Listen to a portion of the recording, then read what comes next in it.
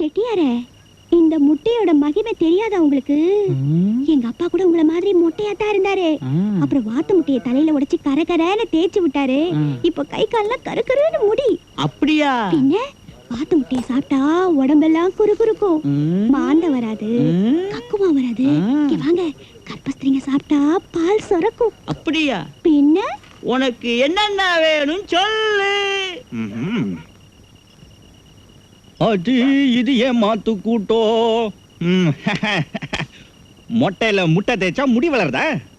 நல்லா இருக்கு. அப்புறம் வேற என்னென்ன எங்கெங்க தேய்ச்சா என்னென்ன வளருது அதை கொஞ்சம் சொல்லு, நானும் கொஞ்சம் தேய்ச்சிக்கிறேன்.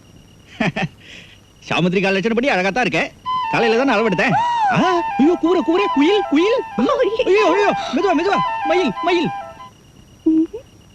மண் மண் மண். இது வேணாம், நல்லா இல்ல.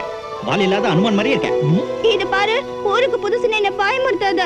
ஊரை கூட்ட உன் கோட்டை கழட்டிடுவேன். என்னது? ஏன் கோட்டை கழட்டிடுவே நீ? அப்புறம் நான் உன்னோட. அவர் யார் தெரியுமா? என்னோட தாத்தா. 50 வருஷமா அந்த முட்டையில முடியே இல்ல. உன் முட்டை தேய்ச்சி முடி வளருதா? இந்த மாதிரி பொய் சொல்லி பண்ட வாங்கினதுக்கு துரை கிட்ட சொல்லி உன்னை கூடையோட உள்ள தள்ளுவேன். யோ, வீரமுண்டு வாழ்க்கை உண்டு, வராளிக்கு செம்மன் துணை உண்டு. ஆத்தங்கர பக்கத்துல ஆத்தானி துணை இருப்ப. பட்டி கூட்டம் இது, பயமே கிடையாது.